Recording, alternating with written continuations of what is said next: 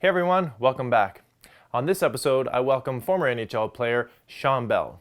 This episode, of course, is brought to you by my friends at the Second String Leather Company. Second String Leather Company makes fine leather goods out of used goal equipment. Head over to secondstringleather.com. They're about to launch Collection 3 just in time for the holiday season. So if you're looking for that perfect gift for that hockey fan on your holiday list, make sure to check them out. That being said, let's go.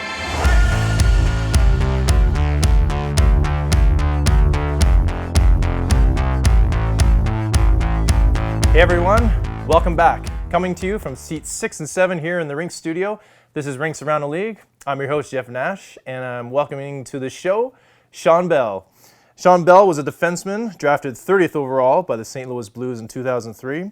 He would later see action with the Minnesota Wild, the Montreal Canadiens, the Edmonton Oilers, and the Colorado Avalanche before heading over to Europe to continue playing professional hockey before officially retiring in 2015. He now works for the Okanagan Hockey Association of Edmonton, and sometimes you can catch him on the local Edmonton podcast, Two Guys and a Goalie. Shawn Belle, welcome to the show. Thanks for having me. All right. So you're our first ex-NHL player, so you can add that to your resume later. Perfect. But not only with playing with NHL in NHL rinks, I also wanted to talk to you about your international play. But we'll get to that in a little bit. But maybe just fill in our viewers south of the border who aren't in Edmonton. I mentioned you're on the podcast. You kind of do some media appearances, and you're active in the Oilers alumni group. Wow, what else you got going on this winter? Well, obviously I'm at Okanagan Hockey Academy. So I'm full-time head coach of the Midget Elite 15. So that's the 15-year-old age group. That keeps me extremely busy. Having to deal with those kids all the time is fun, but they keep you on your toes for sure. Oh, I bet. On the side of that, I also run a strength and conditioning company called Lead Sports. So it's probably our fourth year coming into existence. We're formerly known as Evolve Pro Hockey, but now kind of morphed into Lead Sports. So we do a lot of training behind the scenes there. We are also doing a lot of on-ice work. So I'm fairly busy in the hockey world. Like you said, and you mentioned that two guys and a goalie here and there. So yeah, it's hectic. When I have time, I decide that I don't want time off. So try to fill my days. Nice. Well, I appreciate you coming on. It sounds like you got a pretty busy schedule. I appreciate you coming on. All right, I wanted to have you on the show for a little while now. We just finally got our schedules to work out. But two things I really wanted to chat to you about is your experience playing in NHL rinks and also international play. You played, I think, 20 games. I think. Yep. So you played in a few different rinks. So moving on to you were born and raised in Edmonton. I don't know, were the Oilers your childhood team, or what was your childhood They were, team? But also Montreal. Okay. So you were pretty fortunate. You got to play for two of your home. Exactly. So being a Canadians fan, obviously I did an episode on the Bell Center and just how Montreal is just its own.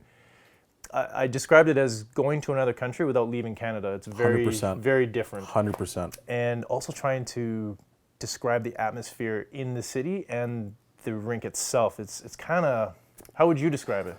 It's almost like if you took the Oilers fans in playoffs, how they're consistently amped up, right?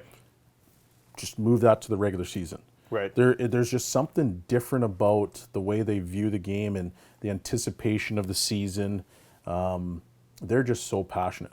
Yeah. But with Montreal, so what they decided, instead of just introducing every single player, right? You come across the blue line, you stand, you wave to the fans. What they did is that everybody's going to come out of the Zamboni gates at one time, right? And then you're going to skate to the blue line, right? So we're kind of in a pack coming out. Okay. And so what they told us to do before is that each guy was going to grab the microphone and you're going to say your name in French. Oh, wow. Right? So, je m'appelle Shawn. Are you bilingual at all? Not really. Oh, okay. Je m'appelle is the extent of your French. That's about as much as I know, right? Okay. And so it went down the line. And Markov was sitting out, and I'm pretty sure Camilleri was sitting out as well. And it gets to Markov, he's the last guy, and he comes out and he says, Nous sommes des Canadiens, which is we are the Canadians. Right.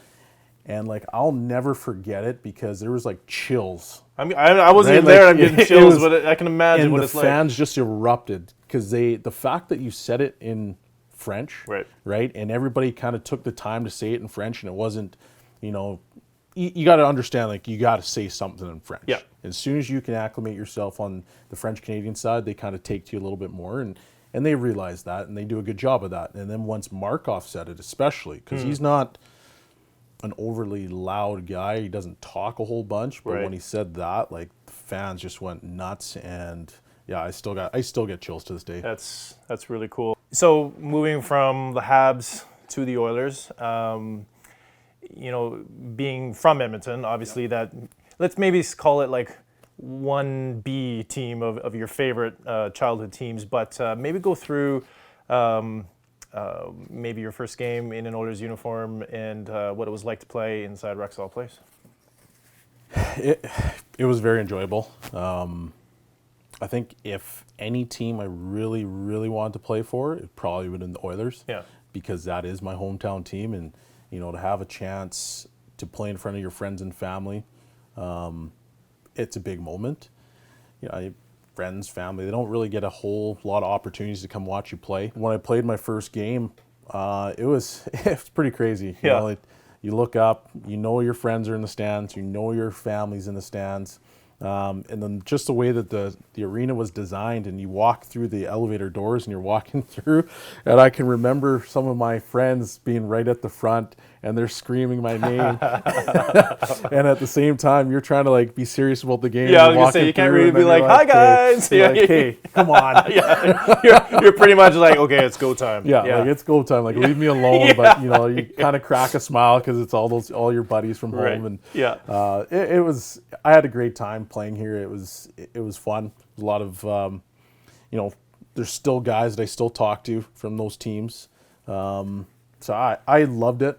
I wish it would have lasted longer. Yeah. So kind of on that note, I'm kind of curious on a player who, you played 20 games, and obviously you would have loved to play a lot more. But when you play games, maybe even when you started playing with Edmonton, you report to a team and you're kind of bouncing around a little bit in the NHL.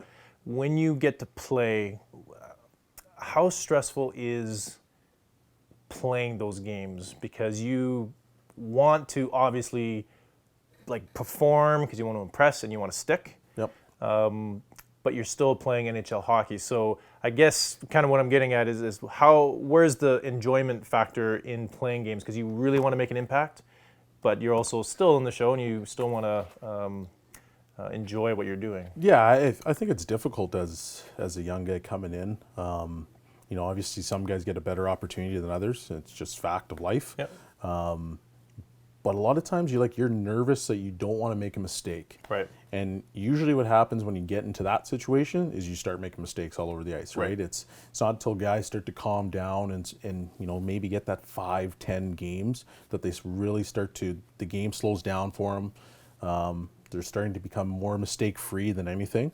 And I, like, in terms of that, like I thought towards the end of that year, like when I was in Colorado, I was getting more to that comfort level. When I was with Edmonton, it was just like, hey, let's try to make an impression as much as you possibly can.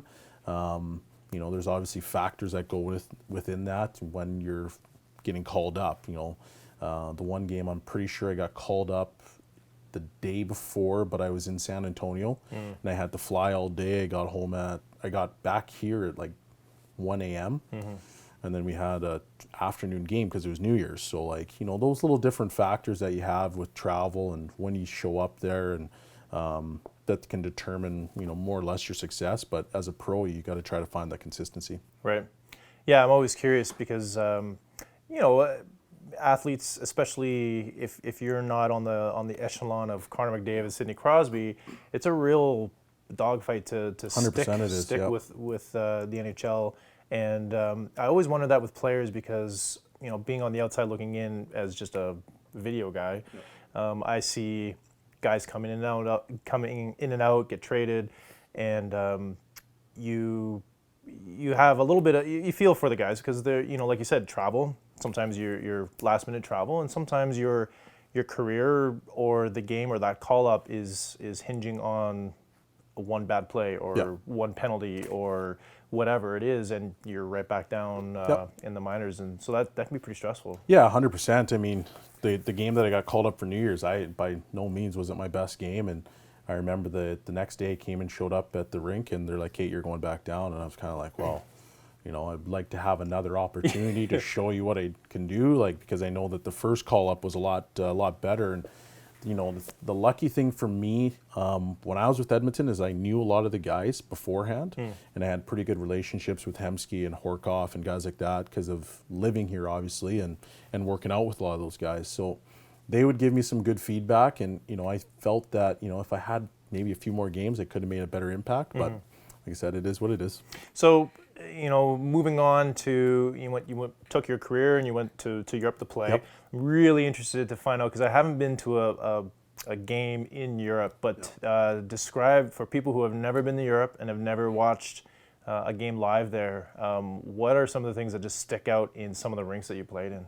Well, first and foremost, I played in Mannheim, and if you play in Mannheim, you're pretty lucky because that's as close as you're going to get to that NHL atmosphere again. Right. But take the NHL atmosphere and times it by like 15. Wow, right? really? Like they sing and dance and chant the entirety of the game. Wow. If you're on a good team, like he just keeps ramping up more and more. And I was pretty fortunate when I showed up there. We had a really good team. It renewed my passion for hockey. Yeah? Yeah. My last year, being with the Oilers, being with the Avalanche, being up and down, the way it ended here in Edmonton didn't really sit well with me. Right. And like being over there, like renewed my passion for hockey. Like I loved it over there. That's good to hear, because just observing players who go up and down, up and down, up and down, up and down. You can just see, when they go back down each time, if they go multiple times, it's pretty. It's not only a hit to your ego or your character, but it's exhausting, and you start. I think obviously self-doubt kind of creeps in because you're like, am I ever going to stick? Yep. And it's kind of refreshing to hear that to renew your passion, you went to almost a completely unheard of spot for you, right? So your career. Yeah, I kind of just went with an open mind. Like it was myself, Ben Andrus, who was with the Oilers at the time, and then Dustin Cohn. And the three of us were skating at Kingsman Arena. And the Oilers were on the other side. Like it was there right before camp started. So it was like September 6th. Yeah, when guys start rolling into town, yeah. And I just remember us sitting there and we were trying to bag skate ourselves. And I'm like, what are three of us going to do bag skating ourselves? Like my agent called me. He's like, you want to go to Europe? And I was like, yeah, sure. He's like, okay, let's wait a little bit. They're trying to sort out an injury.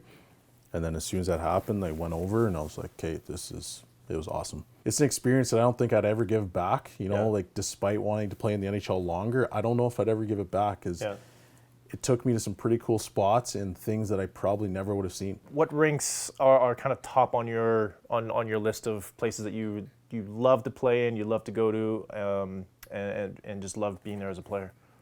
Montreal was awesome. Words just really can't describe it.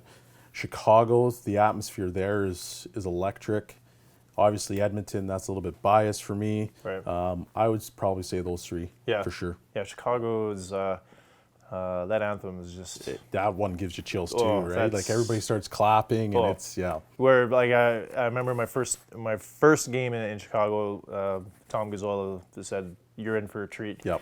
And the broadcast doesn't do it justice at all. When you're sitting there and they start going, I'm not even American. I feel like wearing an American flag. You're gonna go America! You're gonna run through a wall right away here. All right, so let's get to some fun stuff. So I snooped around online and pulled up some photos. This one is a pretty precarious situation here. I don't know what the heck's going on here. Where did you find that one? Fire and Ice. Are you trying to emulate Will Ferrell? Yeah, a buddy of mine. His name's Cal Coljeet. He's a character for sure. And we were at one of his best friend's places for a lobster party. Oh, okay. And so we were getting a bit inebriated and decided that I'm just going to start lifting him everywhere. And so we did a quick pose for that one. Okay. That's hopefully no one got injured during Right? that one. Just Exactly. don't know how things go. Oh, I'm already laughing at the next one. That's great. So this one, there's a costume involved. Yep. Maybe we'll have to lend this one to Gene one time when he does his puns and stuff. But So,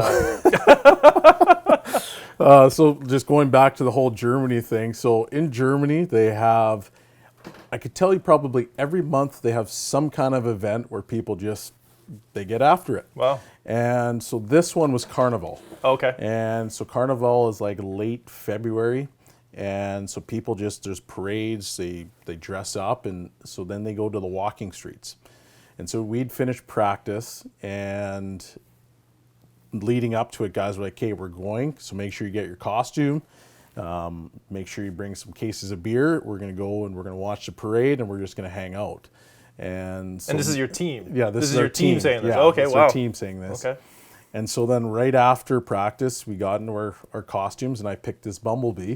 And then we went out, and it was like from 3 o'clock till basically 2 in the morning, and guys were just having a great time, and they're hanging out in the streets, and we ended up hanging out with a bunch of fans. Like, it was a pretty cool moment, but the costume was absolutely ridiculous. Nice. So I thought we'd have a little fun with yourself and maybe your co-hosts with two guys and a goalie. I found some items on auction online. Okay. Yep. And I want you to guess, approximate how much these items are worth. If they're any of mine, bidding. it's probably the 1 cent. But I found some items. We'll play kind of Price is Right rules. Okay. If you guess over, you lose, but if you're under or get close to, I'll give it to you. So Okay. I found a pair of 2005 Shawn Belle Team Canada World Junior Championship black and red Bauer game-worn gloves. Oh, geez. Doesn't look like it's autographed, but it is dated. Okay. So it's on an auction site, and its starting bid is this. How much do you think your gloves from 2005 World Junior Championship? $50. $50. Pretty darn close. 60. Oh, 60. nice. You're going up in value. Perfect. Going 60, up now pretty that I good. retired. Yeah. There you go. There's an auction for Michael Bustos and Shawn Belle's 2009-10 Montreal Canadiens away jerseys. Okay. Both of them are sold as a pair. There's a final bid going on for right now. How much for two jerseys? Ooh, it's going for 80. 80. Oh, geez, you're undervaluing yourself, Shawn Belle. You got to give yourself some value. He's going for $138. Oh, wow. Okay. Yeah. See? Nice. I might have to get on that bid. I was gonna say, well, not if you're valuing yourself at $80. Well, I'm going to have to undervalue, right? Like, I'll give you 90, final offer. It's an Iowa Stars Oh, yeah. hockey Yep. card. It's got a little piece of fabric from your game jersey. Okay. How much? $5. $5. Man, again, you're just. Do you know who you are? You're Shawn Belle. No, I also know the fact that, like, it's a Iowa Stars card. That team's not around. It was probably the CCM or whatever. $23. Yeah, for that $23. card. Yeah. Oh, man, I am know. undervaluing myself. This is a Matt Cassian, Minnesota Wild 2012-2013. How much? It's on sale. I What think color? It's half price. Half price right now for some What reason. color? Green. So it's a home, or yeah, it must be a home jersey. $60. Man, you are a hard bargain, my friend. $150. $150? Wow. I know. What a I guy. know. You might have to get him on here and tell him that I think his jersey's worth $5, just to stir him up a little bit. Well, hey, Matt, you're always welcome on the show. You can come in. You can throw some shade Sean's way. Exactly. There's a lot of shade, Matt. His hockey card. So it's a Matt Cassian hockey card, 2005, 2006, ITG Heroes and Prospects. $35. There's only two left in stock. Ooh. 2 left in stock. How much? Ooh, 50 then. Oh no, not even close. Oh, it's him. He's in a Kamloops Blazers jersey. $5. And I think it's autographed too. Yes. I thought you might have some fun with that. Yeah, All right. loving that one. So don't be laughing too hard because now we're going to head over to the quiz.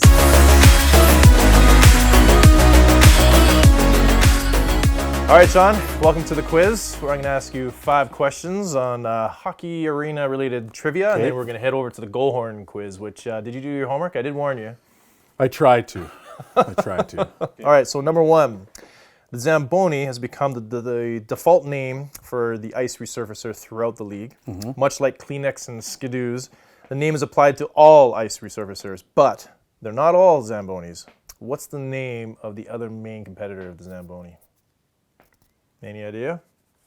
No, that one stumps me. The Olympia. The Olympia. Yes. If you Okay. the Olympias are bigger and it actually has like on the where it says Zamboni in the front of it. Yeah, they actually it have says Olympias. Yeah. All right. Number 2, at 9,584 square feet and almost 4 stories tall, this is the biggest scoreboard in the NHL. Which rink does it belong to? Be Edmonton. Nope. Try again. It's on the East Coast. East Coast. Yep. Let's go New York. Oh, close. New Jersey. New Jersey. The Devils. Okay. Yeah, they guess Devils. they did get a fairly new arena. All right, a little bit of Rexall trivia for you. Okay. The last game at Rexall Place, which I believe you were there. Yep. And a part of that whole festivities for closing. Who scored the last goal inside Rexall Oh, Place? jeez. That's not fair. Were you paying attention I at that wasn't point? paying attention at that point. Oh man. I'll give you a hint. He's on a tear. It's not Connor McDavid, but he's on a tear currently with the team. Leon Draisaitl. Leon Draisaitl, the Perfect. last one in Rexall He Place. also, which is a very interesting fact, he was playing in Mannheim for the young Adler while I was playing in Germany. Oh, wow. Yeah. Really? So I'm sure we've had some Was he kind like of 9 at the interaction. time? He must have been really... No, he was, well, I'm not that old. Oh, geez. Oh, sorry. I know I got gray in my beard, but I'm not that old. Yeah. He probably would have been 14, Okay. 15. That's still pretty Yeah, young. like Wow. right before he actually came overseas and played for Prince Albert. Right. Yeah. Yeah. Wow. That's pretty cool. All right. Number 4. On November 16th, 96, this arena's Jumbotron had a serious accident when it was being lowered to the ice, when it was remotely lowered, and it crashed into the ice, forcing the game between this team and the Boston Bruins to be postponed. Do you remember which rink it is or was? So Detroit. Buffalo. Buffalo. Yeah, the key okay. big. Yeah. Marine Midland Arena. Yeah, they were lowering it, and it crashed? It just dismantled. Like, Oh, there's geez. one photo of it, and it looks. I remember that. I think I was in grade 11. That's how old I am. Wow. When that happened, so that's pretty. So goal horns relatively are a new trend in the NHL. The trend would start in 1973 when this rink started the trend in the Stanley Cup Finals against the Montreal Canadiens. And it's not the Canadiens, but it's another original 6 team. So Chicago. Chicago Stadium. Yeah. There you go. 1. You got 1. 1.5. 1.5. Yes. All right. Well, buckle up. So we're going we're going to the goal horns. All right. So we'll do 5. Okay. Try your best. We'll see here.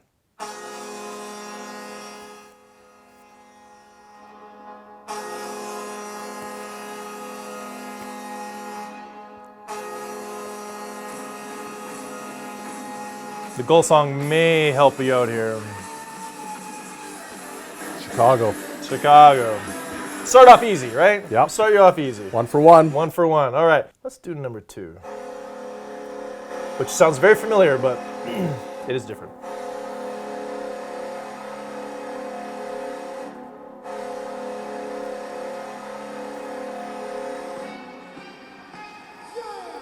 Oh, oh my God. Oh my God. I love this quiz because it keeps everybody on their toes. Oh, what is that?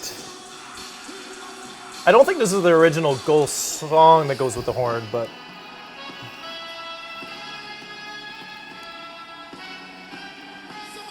Any idea? I do. It's on the tip of my tongue. Oh, because I just heard it studying. Oh, did you? Note to future guests. Yeah. Do your homework. Do your homework. Do your homework. Oh, my kid. No, it's... Let me know if you need a hint. We were just talking about this rink. Obviously, it wasn't Chicago. We were just talking about this rink. Give me a little hint. Okay. It's Buffalo. Yep. There you go. Didn't even need a hint. Didn't even need a hint. 2 for 2. 2 for 2. Like valuing your own merchandise, you undervalue yourself. All right, number 3. Well, let's keep it rolling here. Number 3.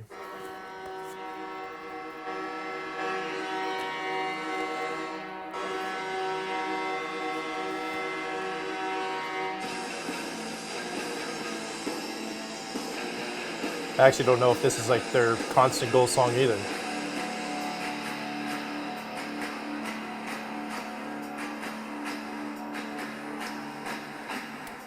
This team, they opened up a brand new rink. It's actually newer than Rogers.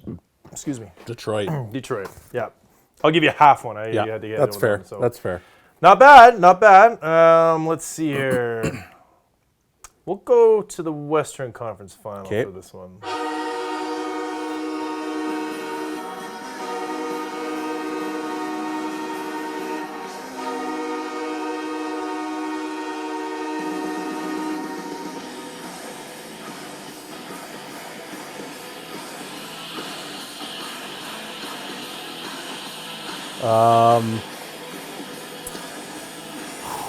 I want to say LA. Oh my goodness! Wow, correct. Wow. All right, last one. Let's see. Man, never undervalue Shawn Belle. He knows. That was a good one. Good for you. All right. Let's see.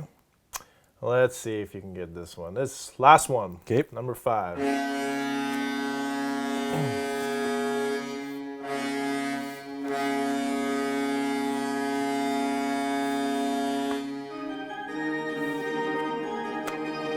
That one may give it away. It actually doesn't. Okay. You might have heard it a lot if you were watching the Stanley Cup playoffs last year. St. Louis. Oh my God. 5 for 5. Yes. Wow. Incredible. That, Incredible, ladies and gentlemen. Well, geez, I can't top that. We might as well end it there. Shawn, thanks for coming on. Thanks for having me. It was a blast having you on as my first player on the show. Hope you had fun. I had a great time. Awesome. Yep. Great job on the quiz. And feel free to chirp Matt Cassian. We'll get him on the show. Absolutely. We'll see what he throws your way. I'm excited for it. Awesome. All right. Thanks for joining us. Thanks for coming on, Shawn. Thanks for watching, everyone.